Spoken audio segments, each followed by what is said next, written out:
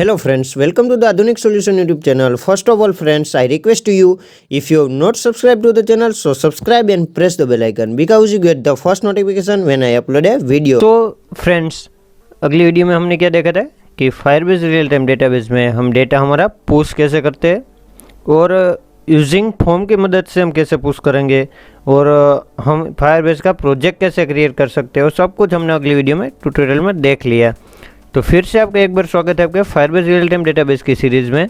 और इस वीडियो में हम देखने वाले हैं दोस्तों कि हम जो सारा का सारा हमने डेटा जो पुश किया है यूजर्स नोड में या कोई भी नोड आप क्रिएट किए हैं, उस नोड में हमने जो भी डेटा पुश किया है वो डेटा हम कैसे रीट्राई करते हैं यूजिंग जेएस की मदद से। तो दोस्तों चलिए स्टार्ट करते हैं। सबसे पहले मैं यहाँ पे क्या करता हूँ, हमारी फाइल पे मैं चला जाता हूँ जहाँ पे हमने कोड किया था, क्या किया था अगली वीडियो में।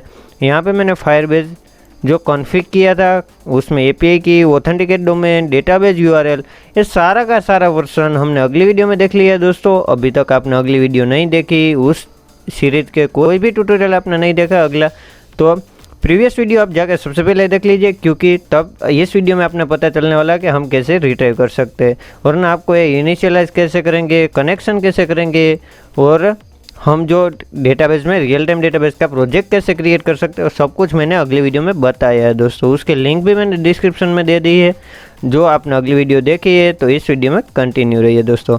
तो चलिए स्टार्ट करते हैं। यहाँ पे मैंने क्या किया, एक कनेक्शन बना लिया, इनिशियलाइज भी कर लिया और मैं यहाँ पे मैं स्टार्ट करता हूँ फिर से स्टार्ट करता हूँ स्क्रिप्ट। ये स्क्रिप्ट टैग मैंने स्टार्ट किया, बाद में मैं यहाँ पे करता हूँ फायरबेस डॉट डेटाबेस, जो हमारा डेटाबेस है। उसके बाद हमारा रेफरेंस क्या है उसमें जाके देख लेते हैं। यूजर्स जो यू है हमारा कैपिटल है, यहाँ पे मैं करता हूँ यूजर्स डॉट, आपको यहाँ पे क्या करना है वंस और सिंगल कोट यहाँ पे वैल्यू।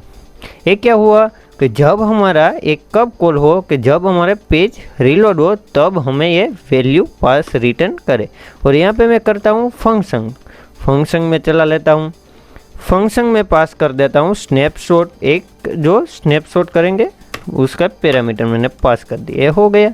अब हम क्या करेंगे, यहाँ पे हमारा स्नैपशॉट जो जेसन में वैल्यू आई है डॉट, यहाँ पे उसके बाद हम क्या करेंगे फॉर ईच लूप चलाएंगे। ये हुआ हमारा फॉर ईच लूप। देखो यहाँ पे मैं कर देता हूँ फॉर ईच, ये जो पास किया डेटा उसके बाद हमें उसमें से एरे आया तो एरे से हम फॉर ईच लूप चलाएंगे। फॉर ईच लूप में हम एक फंक्शन चलाएंगे, फंक्शन में मैं पास कर देता हूँ डेटा में ये हमारा सब डेटा कहाँ पे आया, ये इस फंक्शन में। और यहाँ पे हम क्या करेंगे, डेटा जो एलर्ट कर देता हूँ मैं यहाँ से।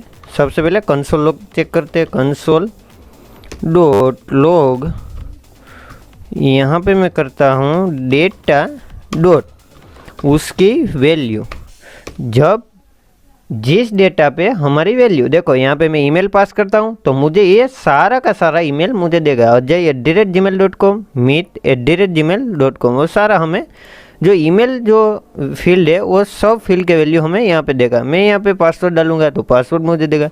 मैं यहाँ पे डाल रहा हूँ अभी ईमेल और जाके मैं सेमीकोलन कर देता हूँ। यहाँ जाके मैं रिफ्रेश करता हूँ तो यहाँ पे कुछ नहीं दिखने वाला, बट वो हमें कहाँ पे दिखेगा, इंस्पेक्ट करके कंसोल लॉग में, क्योंकि अभी हमने वो कंसोल लॉग में टेस्ट करने के लिए यहाँ पे रिट्राई किया। देखो यहाँ पे हम कंसोल लॉग में क्लिक करते हैं और यहाँ पे देखते हैं क्या आया, ajay@gmail.com और meet@gmail.com। अब मैं यहाँ पे करता हूँ एक कंसोल लॉग हटा देता हूँ, बट यहाँ पे मैं करता हूँ अलर्ट। देखो यहाँ पे मैं करता हूँ डेटा डॉट वैल्यू डॉट हमारा फील्ड का नेम, जो भी रखा है आपने ईमेल पासवर्ड और जो भी, देखो ये आ गया। यहाँ पे ajay@gmail.com, फिर से मैं ओके करता हूँ तो सेकंड मुझे डेटा दिया है meet@gmail.com, जो यहाँ पे है हमारा फर्स्ट वाला ajay@gmail.com और meet@gmail.com, ये हो गया। तो यहाँ पे मैं फिर से पासवर्ड कर देता हूँ तो हमें रिटर्न क्या करेगा, अलर्ट क्या करेगा, जो पासवर्ड है यहाँ पे 4, देखो 8596, अगला अलर्ट हो गया दोस्तों। देखो यहाँ पे मैं फिर से रिफ्रेश करता हूँ और देखता हूँ 458695 और 8596 आ गया। 458695 और 8596। तो ये सारा का सारा प्रश्न था कि हम डेटाबेस रियल टाइम डेटाबेस में से हमारा डेटा गेट कैसे कर सकते। तो ये हुआ। हम यहाँ पे क्या करते हैं, यहाँ पे मैं कर देता हूँ डेटा डॉट की।